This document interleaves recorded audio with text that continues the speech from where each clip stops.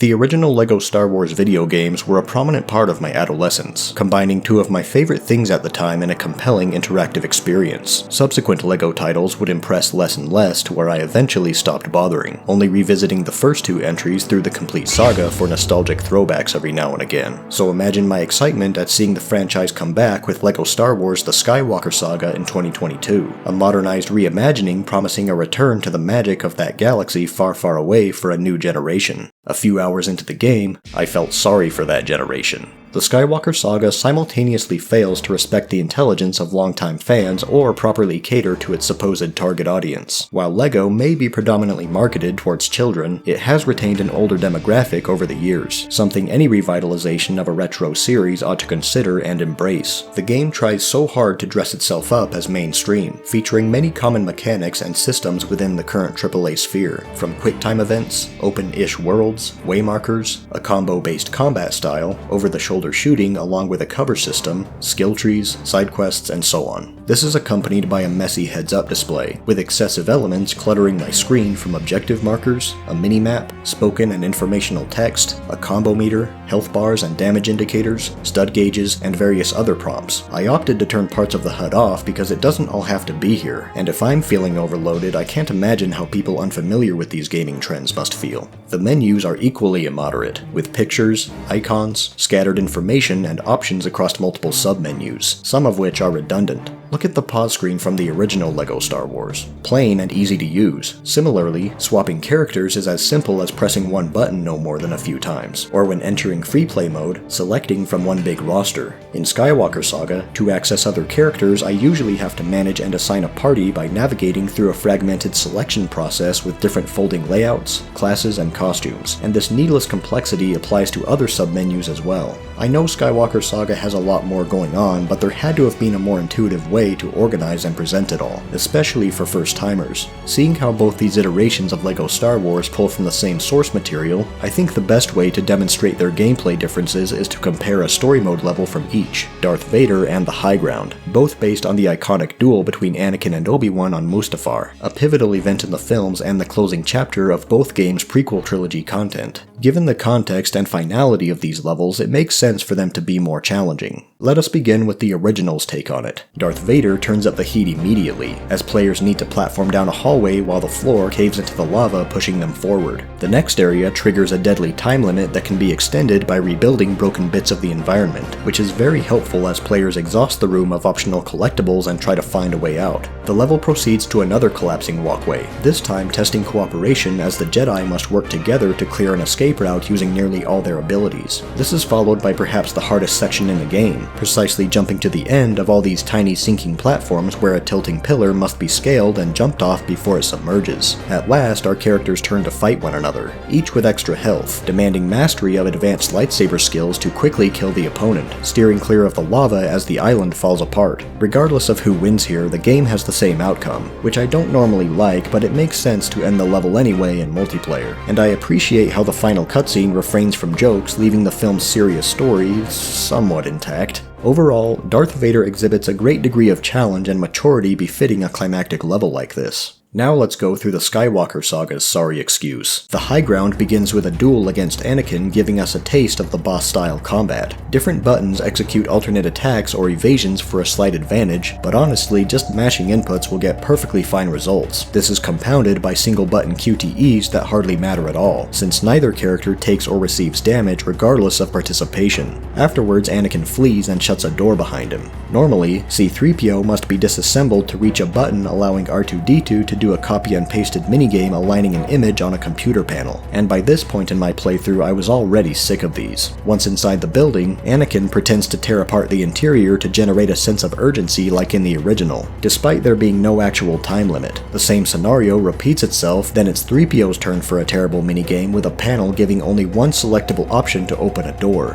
What the heck is the point of this? Not to worry though, because the door doesn't fully open, so we need Obi-Wan to make a hole through it. Oh, and the shape or size doesn't matter since the entire wall blasts out anyway. Wouldn't it have been more interesting if I had to consciously carve out a hole my characters could fit through? Whatever. Anakin uses the Force to drop debris from the ceiling, which I could waste time breaking through or just casually walk around.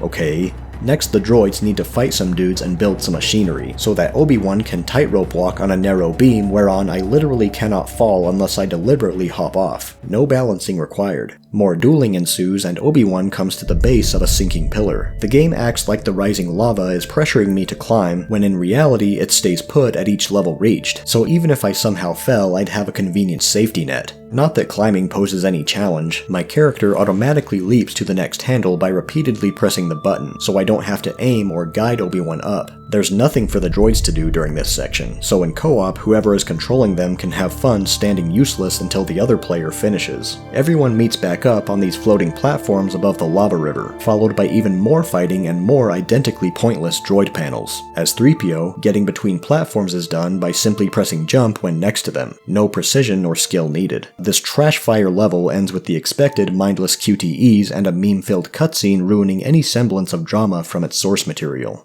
Now, yes, I did handpick two extreme examples in order to show the contrast. No, not every level in the original LEGO Star Wars is this good, nor every level in Skywalker Saga this brain-dead, and I will say the latter fare significantly better in the free roam areas, but the concerns I've highlighted are still constant and rampant throughout. I hope the issue is clear. Skywalker Saga disparages its own gameplay in favor of endless participation award nonsense, squandering if not ruining itself in the name of accessibility, and refusing to enforce advanced or potentially interesting techniques. Any complexity or incentive for mastery is unnecessary. In order for victories to be exciting, there must be a real possibility of failure or punishment. But it's a kid's game, I hear people say. It needs to be easy so their dumb little brains can succeed no matter what. Well, guess what else is a kid's game? The original, which I thoroughly enjoyed as a kid and now as an adult. I still recall my first experience with LEGO Star Wars. In my old town, we had what was called an Xbox arcade where people could go to have a certain number of hours with any of the games there. LEGO Star Wars immediately caught the eyes of our family, so we had to take turns. In between those turns, I had some fun with Pac-Man World 2, but I kept looking over my shoulder to watch and wait for my next opportunity to rejoin. We must have been stuck on the pod race for the last 20 to 30 minutes. It didn't matter that we couldn't beat it. LEGO Star Wars stayed the most popular game in that arcade until we had to leave. I assumed the team behind Skywalker Saga thought they were designing for kids by prioritizing accessibility, but I'm not convinced they know what that word means, as evidenced by the game's options in that category. From assists that remove punishment for falling to death, automatic health recovery, automatic aiming that locks onto and homes in on targets, and autocomplete quick taps for QTEs, as if it knew how worthless these are. Yeah, I could turn all of this off, and I am grateful I can change default settings to possibly improve the quality of my experience, but if the game doesn't care to hold me accountable, why should I? It'll still be boring and uninspired, so why make the gameplay more trouble than it's worth? To me, self-imposing difficulty does not fix an inherent lack of challenge. Ironically, despite these considerations, I'd call the original more accessible, which appealed to a wide audience through basic pick-up-and-play design and simple interactivity. Skywalker Saga's overly complicated UI mentioned earlier divides experienced and inexperienced gamers. Those familiar enough to read its systems and mechanics will most likely be underwhelmed by the lame challenges, and those unaccustomed will probably struggle more figuring out how to play before any proper trial. Accessible does not mean easy to beat.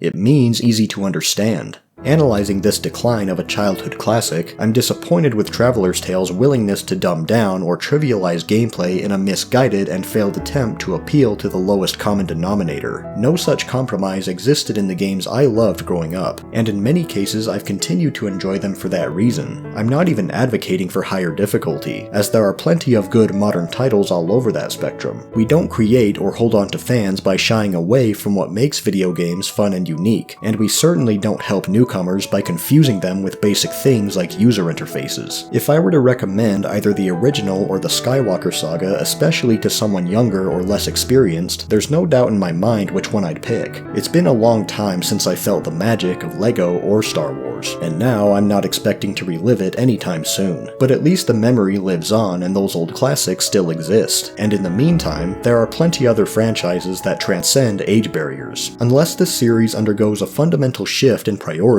I guess that wonderful, blocky galaxy will remain far, far away. I still have a bad feeling about this, you know. Don't center on your anxieties, Obi-Wan.